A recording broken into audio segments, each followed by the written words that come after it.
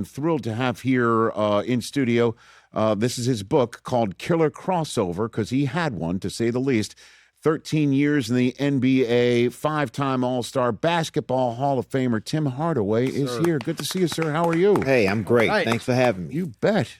It's been a while. It's been a while. It's been a while. We did some sports centers together back in the day. Yes, we did. You were at the end of your playing career. Yes. Just kicking tires on the media and stuff like that. Exactly.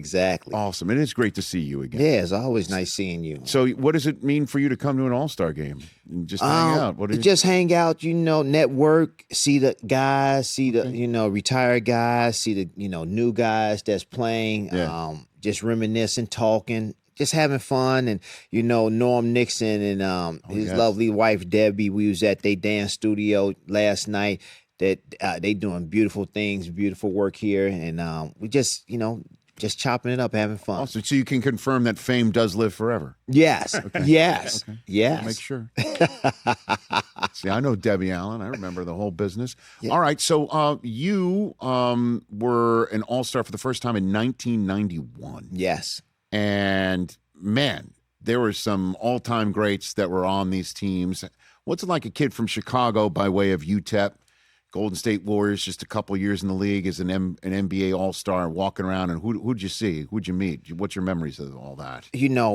First of all, when I got to the All-Star game, a friend of mine, I was like, we was going to a party or something, and it was like 30 of us, and I said, man, we not gonna I can't get all 30 of us in. Yes, right. And I turned around, and he said, yo, man, you Tim Hardaway, you an all-star.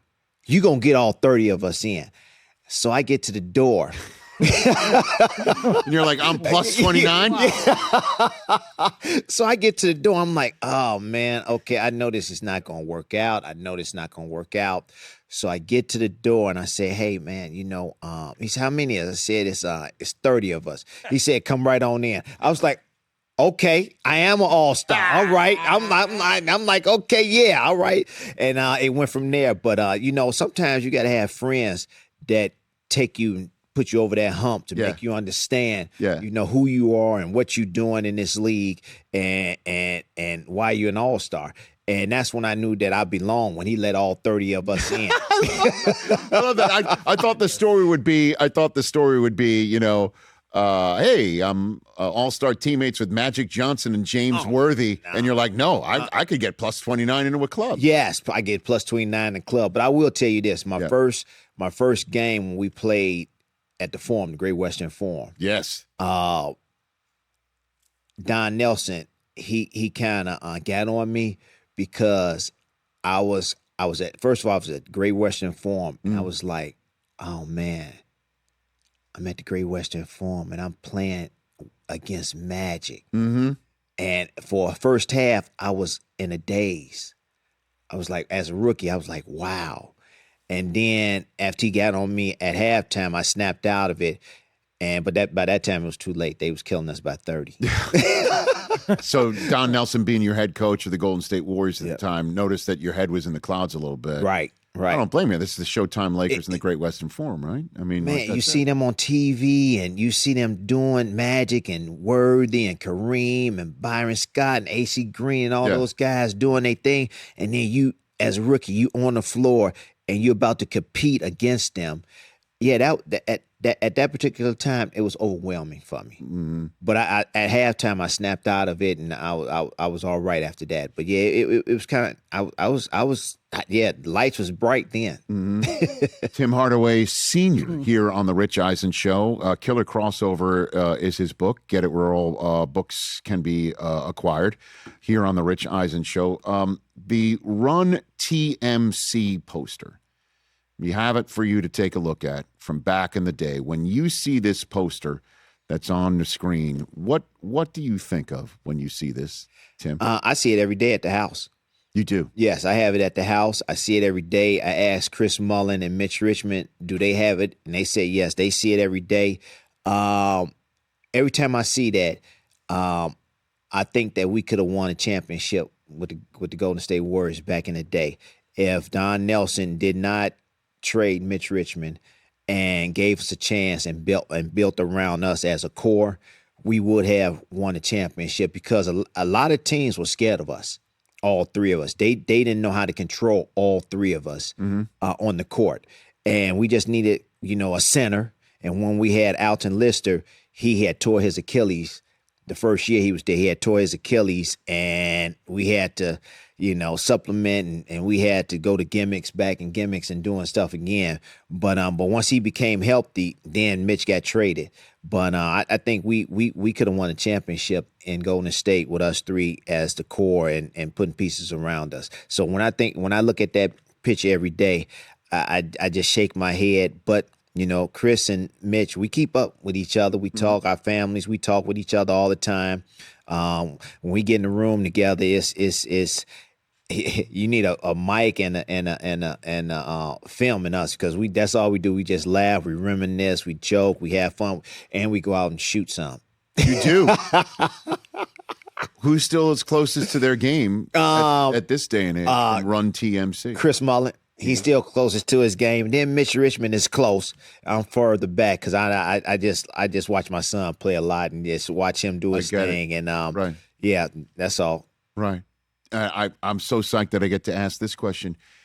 Did you guys ever meet Run DMC? Yes. Okay. Actually, Chris used to go to St. John's with one of the guys. I forget his name, which one he did, but he used to go to St. John's with one of them.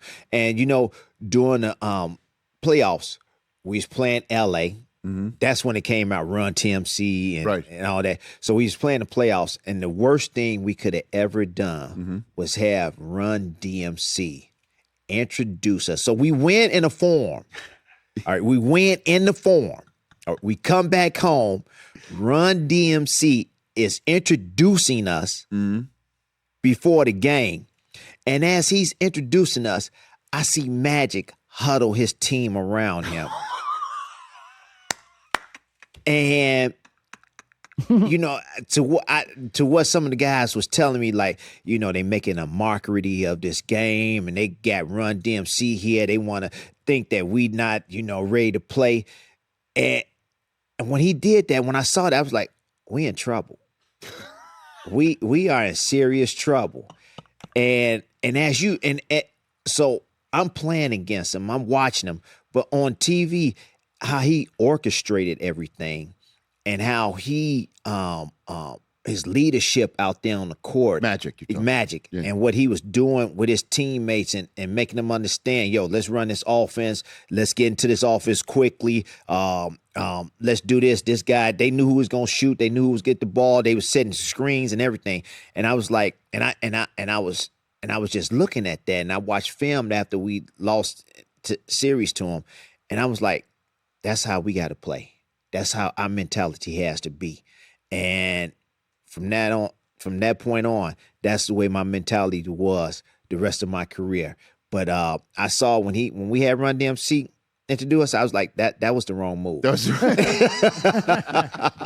That was the wrong move. Was it Reverend Run? Did Reverend Run go to St. John's? Oh, No, it wasn't Reverend. I know it wasn't the Reverend Run. Okay, it was the taller one. Okay. I forget his name, but yeah, it was taller. Went to St. John, and not the DJ either. It was the DJ. Yeah, it was DMC. It was DMC went to St. John. Okay, made the mistake of. Yeah, our organization we made, and we was like, yeah, all right, that's cool, let's do it, yeah. And then, like I said, we was like, I was like, we made a big mistake. Not against Magic, it could have been against somebody like the Supersonics or even, Gary Payton. Gary Payton wasn't there yet, but they wouldn't have stood for it. Right. Right. No, I mean, maybe nobody would have stood right, for it. nobody would have stood for it. I'm just naming. I know that. I get it. But Magic, I saw Magic. Once he got them together, I was like, we in trouble, y'all. Last night, Tim Hardaway Sr., LeBron James became the oldest player in the history of the NBA with a triple-double. When you watch him do stuff like this at this age and now have more points than Kareem and what he's doing at this advanced age, maybe not even for him, but for most other humans, what do you think of when you see that? I love it. I love him going out there and competing the way he competes, how he does it out there on the court, the way he has taken care of his body for this long in his career. But he's still playing at a high level. So I can still see him playing another year. Because there's nobody out there stopping him. Like taking initiative. All right, I'm going to go out here and stop LeBron James. He's going out there doing whatever he wants to do, how he wants to do it in his 21st, 22nd year in the NBA. And there's nobody in the league that's stopping him or taking the onuses to go out there and stop him. So I think he could play another year at the way he takes care of his body. But it's remarkable, man, what he's out there doing, how he's doing it.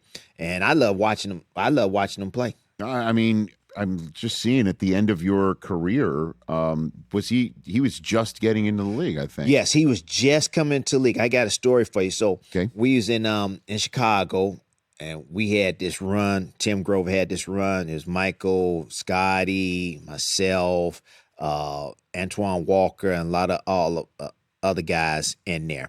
And they was like, yeah, LeBron coming today. So he was in high school still. And he had just broke his wrist, and he was coming out of the cast and everything. And I knew that he was going to be really, really, really good. I didn't know he was going to be this great, but I knew he was going to be really, really good. So he came down on a fast break, and it was like a 3-on-2. And we was going to see what he was going to do. So I had the front, somebody had the back, and we went and tried so he wouldn't pass.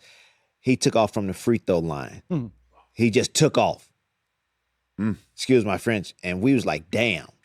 And you just see him just going up. He missed a dunk because he was so frantic, but he just took off from the free throw line. You just saw him dunk, and he hit the back of the rim and went all the way down the court. But I was like, yeah, that's impressive. Even though you missed a dunk, you're right. But you to just take off from the free throw line, that's very impressive. I'm sure he wanted to show off a little bit, right? Oh, and I think he still has some jitters because he was in front of Mike. This is his first time playing in front of Mike, with Mike, in front of Mike, on the same court as Mike. I think this was his first time with Scotty. And then, like I say, he had the cast. Sure. He just got the cast off a week early, and they's like, "Come to Chicago and let's play." So I think he was still, he was just hyped up to come there and play. But after he missed that dunk, you saw what he could do out there. His all-around game. His jump shot wasn't there, but you could tell that it would be there later on in his career. But sure. But yeah, he was. We saw that he was it. What's your favorite Jordan story? Oh man, I got a bunch of them. My favorite one. So we we at the All-Star game in New York. And we sitting down, and Michael can't find his briefcase. His briefcase, that he always carry around. Mm-hmm. So he told the security guard, he said, "Hey, I left my briefcase at the hotel. Somebody got to go get it." And he subbed himself out. And the security guard came back. And I was sitting right next to him, hit him on, we found the briefcase, we got everything that's good. Mike got up, called the timeout. The coach was like, huh? He said, timeout. He subbed who he wanted in with him. And this was against Kobe. He subbed who he wanted to get with him. And he went out there and got triple-double and won the MVP. I said, now that's power. That he sent somebody home. No. He the briefcase. No, he sent somebody to the hotel. Right. Okay. In New York. Right, for the briefcase. Yeah, security guard, the head security, Horace Balmer. God rest his soul. He passed away. But Horace Balmer came back and tapped him on the shoulder. Yeah, and said, we got the briefcase. He got up. Mm-hmm. He got up. The coach he didn't say call timeout. He got up and said timeout. Mm-hmm. Yeah. How was the briefcase related to he was discombobulated. So he finally got locked in. Right. He that briefcase discombobulated him some way. And once they said we got the briefcase, he was like, okay, I'm ready to go. As a Knick fan hearing this story, but this was All-Star. This wasn't a Knick game. No. You're talking about Madison Square Garden.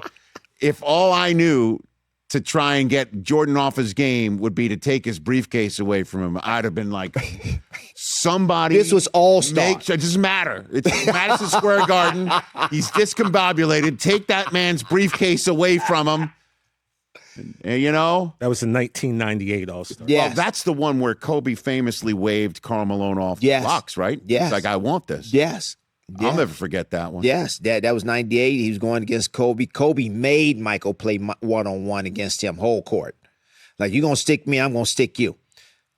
But that's how Kobe wanted it. Yeah. He won, like they say, all the smoke. He wanted it. And, he said, I got some more to work on. I'll never forget that All-Star game. Yeah, that's the one where Stuart, Scott, and I drove down after a Saturday night Sports Center because he was disappointed that he'd had to do Sports Center with me instead of hanging at the All-Star game all weekend long. You got a Stuart story? Do you remember him? Yeah, we loved doing your highlights. I know he loved your crossover. Well, yes. and plus you were two Chicago guys. Yes. He loved you. I loved him Hardaway too. Senior. I worked with him, and you know, I didn't know that he was going through all the cancer, Right. chemo, and everything. Right. And it was very, very remarkable how he did his job. Okay, because you're looking at the teleprompter. Right.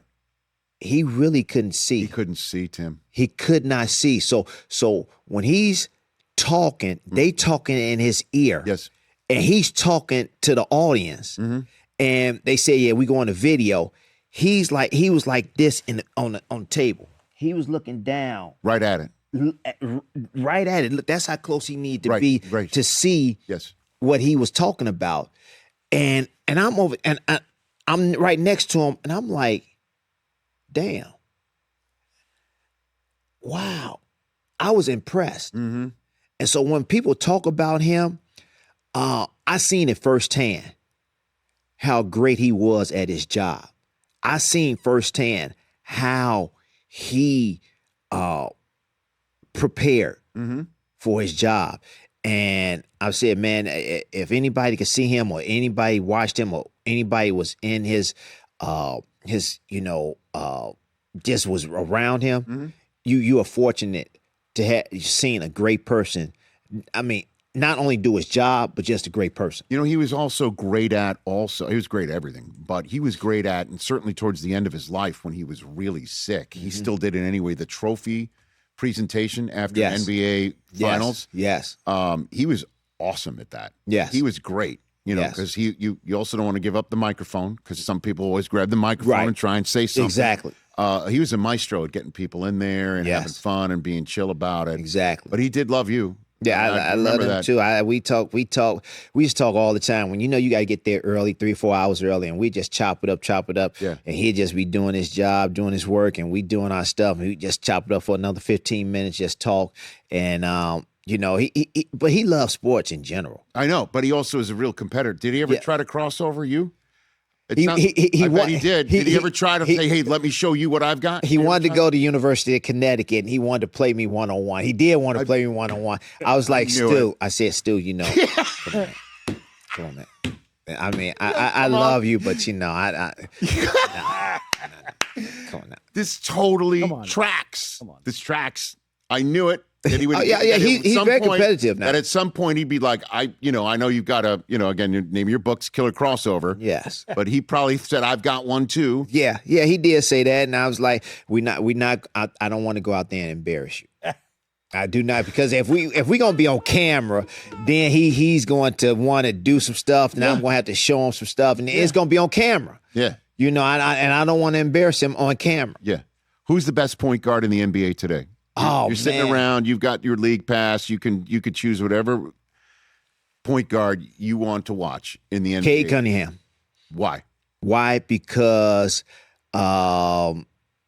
his confidence. He's putting the team on his back. The team, his leadership. He's leading his team to, and nobody knew this, first in the Eastern Conference, number one in the Eastern Conference right now. And they got a 5-game, 7-game lead on New York and Boston. But he has put that team on his back. I love how he goes out there and plays. And I knew he was going to be an all-star, and I knew he was going to be an MVP candidate this year. And the way he plays, it shows. He's a hard-nosed player on all. And a lot of people really, really, really don't know about his defense. He plays great defense. And if you're not careful, if you think you're going up for a dunk, or if you think you're going up for a layup, he's throwing that stuff off the glass.